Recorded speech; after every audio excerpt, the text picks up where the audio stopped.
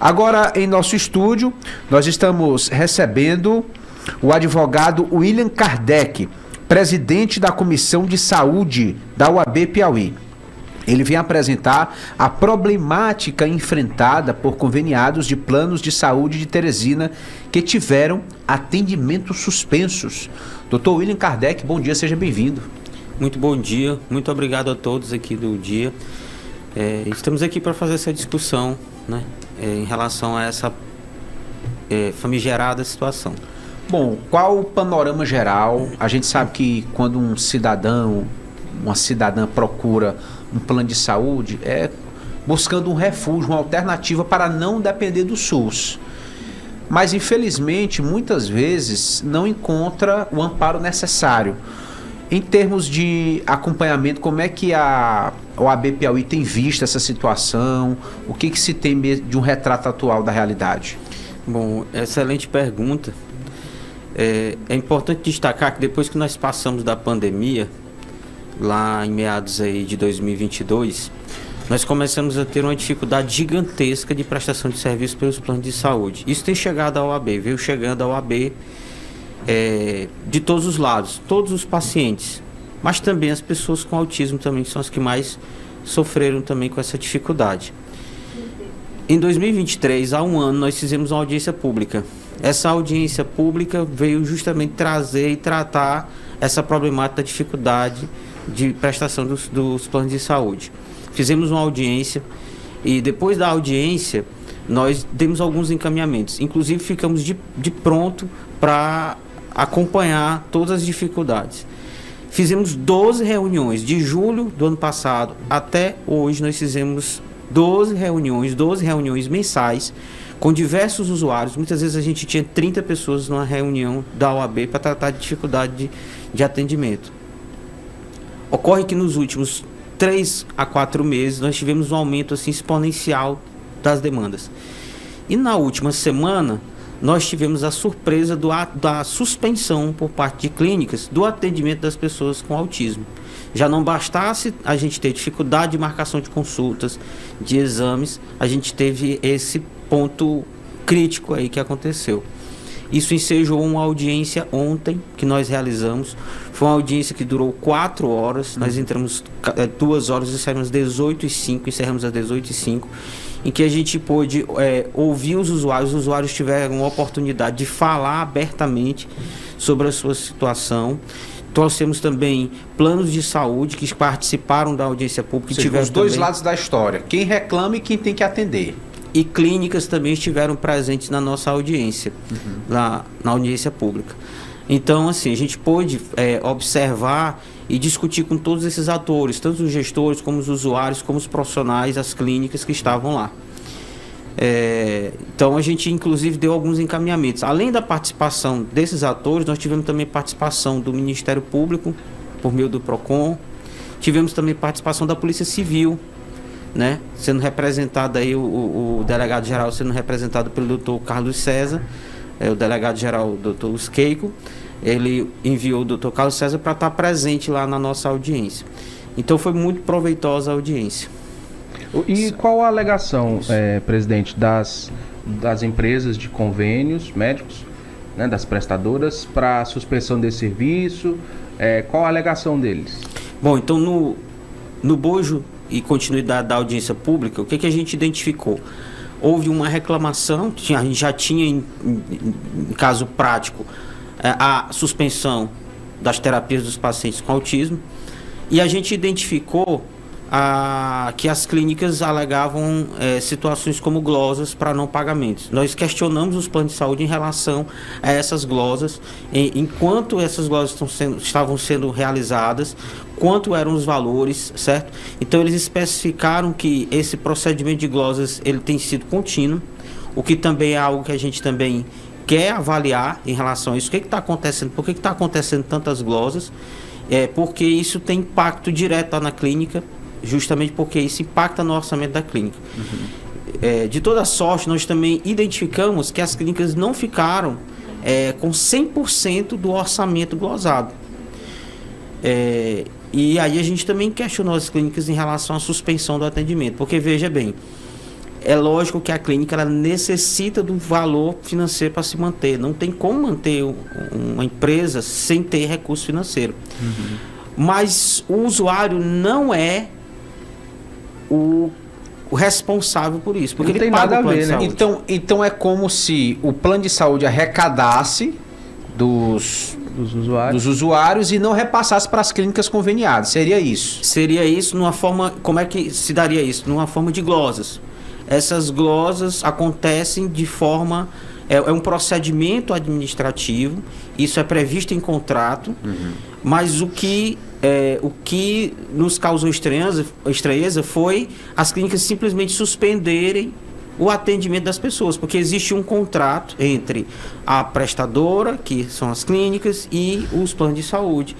E quem está nessa situação toda sofrendo é alguém que não tem nada a ver com a história, que é o usuário. Que está todo mês pagando seu boleto, pagando seu convênio. Então, se o plano de saúde não repassa ou a clínica acha que está repassando pouco, o paciente não tem nada a ver com isso. O paciente não tem nada a ver, ele pagou um serviço, ele tem direito ao serviço. Existe um contrato entre o plano de saúde e a própria clínica. Então, é isso que a clínica tem que colocar judicialmente. Inclusive, a OAB está à disposição de todas as clínicas para também discutir essa forma de pagamento, o que está acontecendo, por que está acontecendo tantas glosas. Faz parte da nossa atuação também a gente também observar isso. O que acontece é que a gente não pode simplesmente a clínica mandar um documento, como a gente viu, foi enxurrado, eu recebi mais de 100 mensagens no WhatsApp com documentos demonstrando que a clínica estava simplesmente suspendendo por tempo indeterminado a terapia dos pacientes com autismo. E a gente sabe que é uma patologia que não pode ficar sem acompanhamento. Seria um ponto mais crítico dessa discussão. A maioria dos casos envolve pacientes com autismo. Paciente com autismo. Hoje nós temos uma dificuldade muito grande de marcação de consultas. Geralmente os pacientes só conseguem marcar consultas com 30, 60 dias. São também problemas recorrentes e que a gente está acompanhando também isso, né? E a gente pede à população que a OAB tem a porta aberta para qualquer usuário nos procurar. A gente também vai atuar dentro desse escopo também. A gente também atua dentro desse escopo. Por que é importante a população estar ciente dos seus direitos e buscar os órgãos? Para que a gente não comece a tornar o plano de saúde como a gente vê hoje no SUS. Como você bem falou. Parece que está virando o SUS. A gente está tendo dificuldade nos planos de saúde de prestação, quase que compatível com a dificuldade que nós temos no SUS, sendo que a gente sabe que o SUS ele é sobrecarregado, subfinanciado, e aí a gente não tem, nesse caso, a gente não tem dentro do serviço privado essa quantidade tão exagerada, e são empresas que conseguem se programar para prestar os serviços. Então existe um setor de administração específico para fazer isso. Tem ouvinte, né, Elias? Vamos atender o ouvinte. Alô, você do telefone, bom dia. Acho que caiu. Não? Caiu. A ligação caiu. Então, presidente, para ficar bem claro, a mãe ou o pai está ali fazendo o acompanhamento do filho com autismo e de repente a clínica tenta uma marcação, a clínica diz está suspenso o atendimento. Então, o primeiro procedimento é procurar a OAB, procurar alguém que possa dar uma sustentação e que possa interpelar esse convênio, né? Porque, como o senhor disse, o tratamento de pessoas com espectro do autismo, ele é multidisciplinar muitas vezes, né? Ele envolve várias especialidades, né? Não só uma área de fonoaudiologia ou de movimentação, ele envolve várias áreas, né? Então, o primeiro procedimento do pai e da mãe que está nos ouvindo, que teve um problema desse, é procurar o OAB, procurar alguma instância que pode dar esse suporte, né?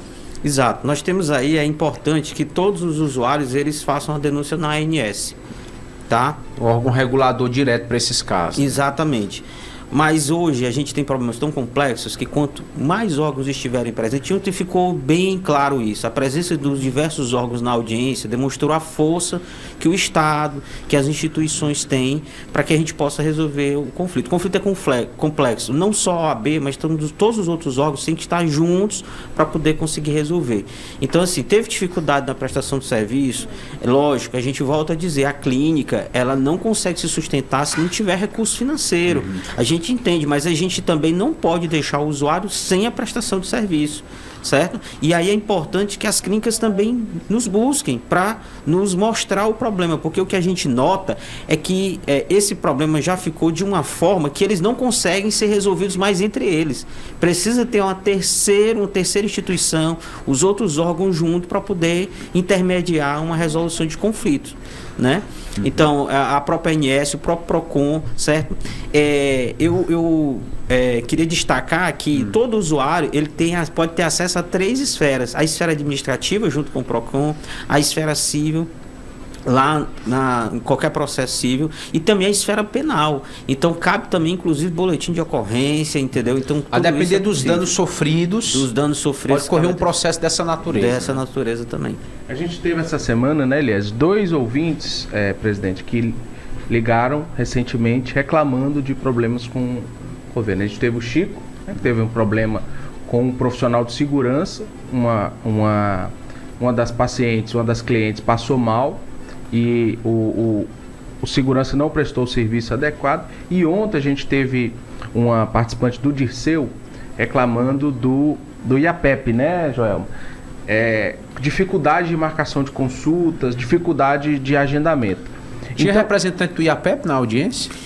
O plano do IAPEP a gente não chamou inicialmente, mas também tem muitas denúncias em relação ao IAPEP e IPMT também. Então, na realidade, é um problema geral de todos os planos. E o problema dela, presidente, era o seguinte: dificuldade de marcação demora. O que diz a regulamentação sobre os prazos? Se existe um prazo previsto mínimo, né, ou um máximo de espera para agendamento de uma consulta? Como o senhor disse, a sensação que muitos consumidores têm é que alguns planos estão se tornando o SUS, porque você demora 30, 60, 90 dias para conseguir uma consulta clínica simples, e existe alguma coisa na regulamentação que prevê prazos, que estipula o que pode e o que não pode dos planos junto aos consumidores? Especificamente em relação ao IAPEP, ele é um plano diferente dos outros planos, porque ele é um plano de autogestão, vinculado aí até ao governo do estado, né? Perfeito. Então, mas mesmo assim a gente tem prazo sim. Isso vai depender do tipo de atendimento. Se é uma consulta de urgência, situações de urgência, a gente não tem carência. Em situações em que a consulta é letiva, a gente tem um prazo aí médio aí de 7 a 10 dias, a depender das circunstâncias da consulta. Em relação a exames também. Então, assim, a depender do tipo de caso, porque às vezes são vários tipos de procedimentos. Então, a gente vai ter vários prazos, variando aí até 30 dias aproximadamente. O certo é que o usuário, ele não pode simplesmente receber como resposta que só tem daqui a 6 meses consulta, daqui a 3 meses consulta, daqui a 2 meses consulta, né?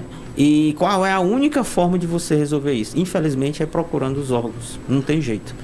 Doutor William, há uma situação até recorrente que diz respeito a uma diferença de tratamento entre o beneficiário do plano de saúde e quem vai pagar a consulta, o exame, a cirurgia, seja lá privado, o que for, à vista. Chega lá com dinheiro e paga à vista.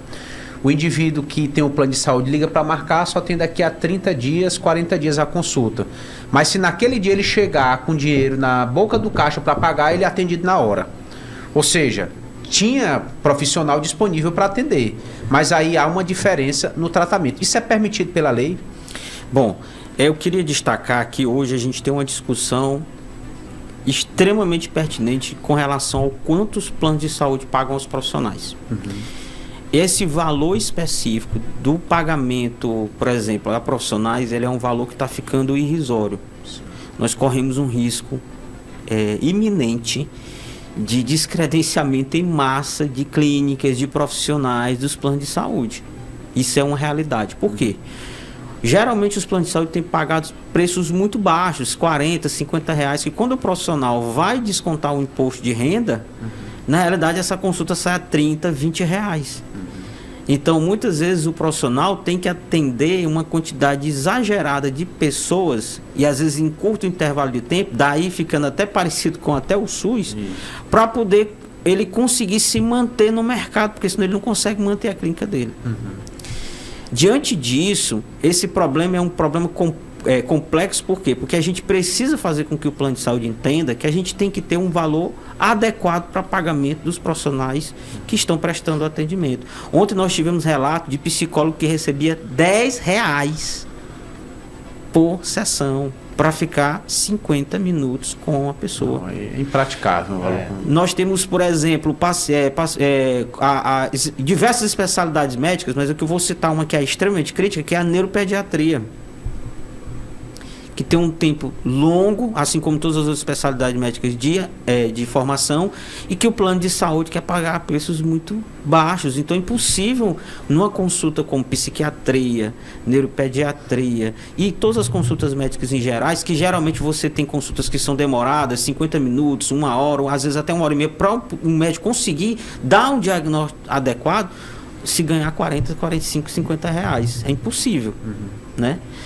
Então, o primeiro ponto é esse. A gente tem que cobrar dos planos de saúde para que haja a redução desse aviltamento de valores Mas honorários. o tratamento diferenciado, a legislação trata sobre isso? Na realidade, o que acontece? A gente não pode ter, dentro do plano de saúde, a gente não, dentro da clínica que atenda ao plano de saúde, ela não pode fazer essa diferenciação e existe esse prazo máximo, como eu disse, para marcação da consulta.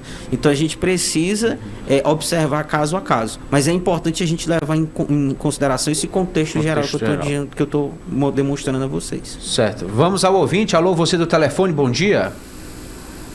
Muito bom dia, aliás, ouvinte, o super presente. Abraço especial aí pro entrevistado, o Carlos Amorim. Achei interessante aí o teu da matéria e quero fazer a seguinte indagação aí ao entrevistado. Doutor, o nome dele, por favor? William Kardec. Ele é cadeirante ou não? Não. É o presidente da Comissão de Saúde da UAB. Eu sei, mas eu achei parecido o tom de voz dele, eu peguei entrevista há pouco, com um cadeirante lá na OAB. Tudo bem.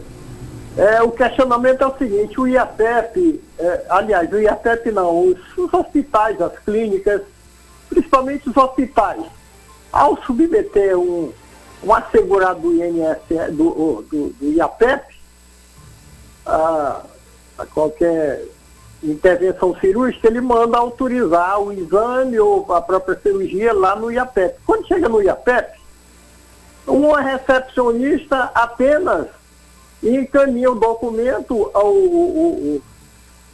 a pessoa, o solicitante sequer é visto por um médico, sei lá, por um analista, e vem essa autorização. Então, na minha avaliação, esse tipo de determinação, entendeu? De obrigatoriedade, é inócua, é inválida, porque não é autorizado pelo próprio hospital. Há uma desconfiança da própria instituição hospitalar perante o IAPEP. É esse o meu questionamento. Um abraço, até breve, eu sou o Carlos Amorim. É outra área difícil, né, doutor William, que o Carlos Amorim fala, que é essa de agendamento de cirurgias, troca de formulários, documentos, às vezes demora muito, né? O que a legislação diz aqui? Bom, todos os planos de saúde, eles têm processo de auditoria, né? Então, essas auditorias, elas são legais, estão previstas na legislação a realização de auditorias. O que a gente não pode ter é uma auditoria impedindo o usuário de ter acesso ao serviço. Se ele tem indicação da realização da cirurgia, existe a necessidade dele fazer a cirurgia, aí é importante identificar, é uma cirurgia de urgência, é uma cirurgia em que há necessidade de um tempo mais curto, então isso tem que ser observado pelo plano de saúde. E aqui eu destaco uma coisa importante. Hoje, isso é em todos os planos de saúde. Falta humanização para com o usuário do plano de saúde. A saúde, ela é um bem constitucional, certo? Previsto na Constituição. Nós lidamos com pessoas. Então, o plano de saúde, ele tem que entender que ele está lidando com pessoas que têm emoções, que têm necessidades. Passando por um momento sensível. Certezas. Exatamente. Uma pessoa que está no hospital, quem é que quer estar no hospital, minha gente? Pelo amor de Deus. A pessoa está lá, está angustiada, certo? Então, assim, tem que existir uma maior empatia por parte dos planos de saúde. Geralmente, o plano de saúde simplesmente não retorna para o usuário. Não dá um retorno do que está acontecendo, de como é que é o processo. O usuário tem que ir 10, 15, 20 vezes, perguntar angustiado para saber se ele vai ter direito ou não aquilo. Então, isso já é um ponto crucial, certo? Que o plano de saúde ele tem que humanizar, ele tem que chegar próximo do seu usuário, ele tem que demonstrar que ele tem interesse pelo seu usuário, até porque o usuário do plano de saúde é quem mantém o plano de saúde. Nós temos aí os profissionais de saúde, nós temos o intermediador do serviço, que é o plano de saúde. O plano de saúde não vive sem o profissional e não vive sem o usuário. Então ele tem que entender isso, que ele tem que estar humanizado e próximo, tanto do usuário como do profissional. Tratar a gente como gente, né? Exatamente. Não é bicho. Temos ouvinte na linha, é o Nonato do bairro Satélite. Bom dia, Nonato. Bom dia, Eliezer. Bom dia a você, o senhor Tássio, a senhorita aí na operação da máquina aí, e o entrevistado, o doutor advogado.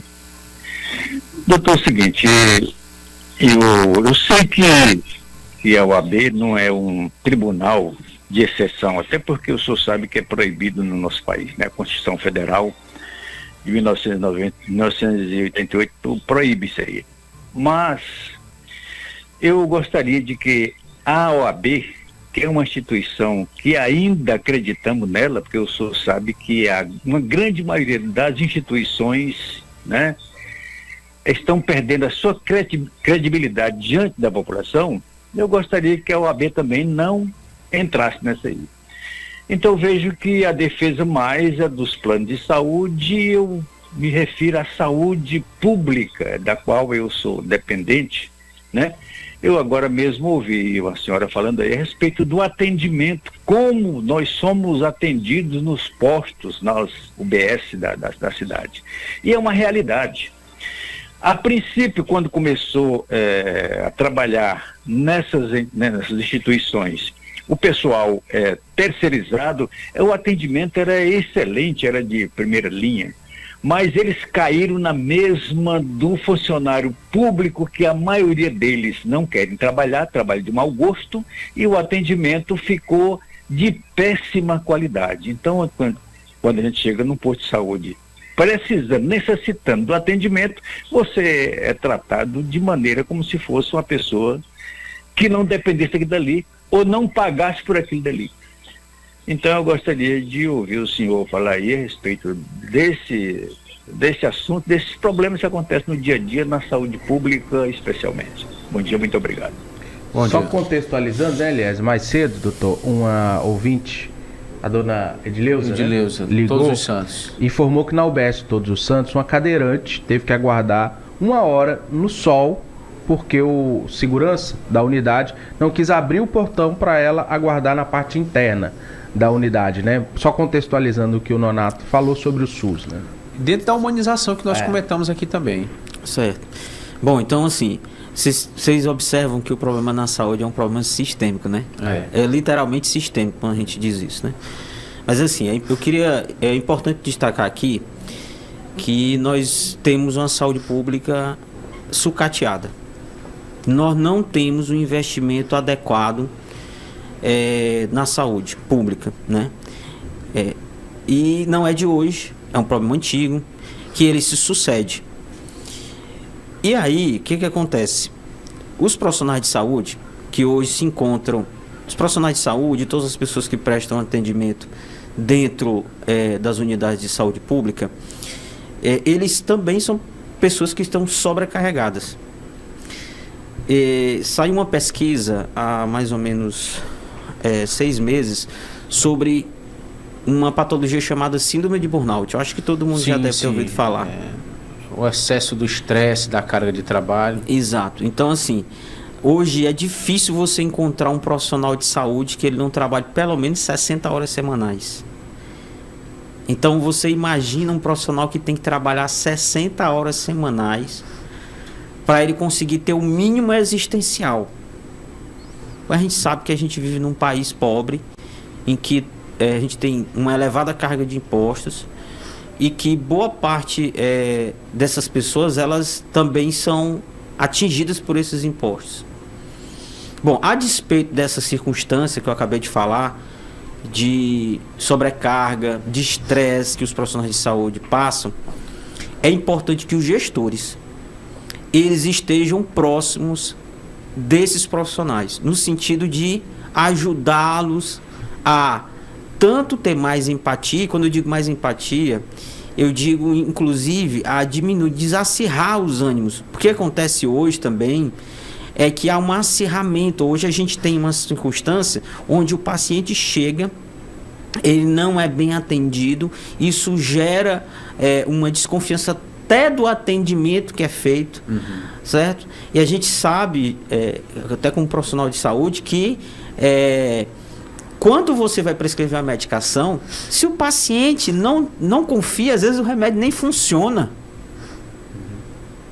Né? Às vezes o psicossomático afeta do paciente. Então é um paciente que ele não consegue ter uma boa relação médico-profissional de saúde, uma relação do paciente com o médico, uma relação do paciente com o enfermeiro, então assim, com a equipe, né? Então é importante, para resolver isso, é importante que os gestores, seja estaduais, municipais, eles conversem com os profissionais de saúde, que eles respeitem os profissionais de saúde. Nós estávamos há 13 anos sem concurso público na Fundação Municipal de Saúde. E no Estado, nós já vamos aí para mais de 10 anos sem concurso público. Se você pegar um paralelo com o Poder Judiciário, por exemplo, que todo mundo lá é concursado, e os salários são totalmente diferentes em relação aos profissionais de saúde, então você vai ver aí que existe um problema muito grave. E que esse problema está afetando diretamente o atendimento do usuário. É inadmissível, lógico, que não haja sensibilidade por parte dos profissionais que estejam lá prestando o atendimento. Mas é importante também que a gente observe como estão as condições desses profissionais. E a responsabilidade disso é do gestor. O gestor público, quem é gestor, seja estadual ou municipal, tem que observar isso e tem que tratar tanto profissionais como os usuários com dignidade. Muito bem, agradecer ao Dr. William Kardec pela participação, pela presença. E entendo novidades, deliberações da audiência pública, atos concretos, né, de todo esse trabalho, essa discussão que está sendo feita. Temos aqui o espaço aberto e deixar, para atualizar. Eliezer, como buscar a OAB, ou quem está nos ouvindo se sentiu lesado pelo plano de saúde ou pelo convênio, como buscar, né, a OAB? Então eu queria agradecer mais uma vez, Eliezer, a acolhida aqui nessa nobre emissora, e dizer que a OAB ela está de portas abertas. Na OAB nós temos o setor chamado setor das comissões, a coordenação das comissões, que fica logo na entrada. Na hora que você entra, certo, tem a recepção da OAB, exato, pode chegar, olha, eu quero falar com o setor de comissões. Nós temos mais de 77 comissões nas mais variadas temáticas da sociedade.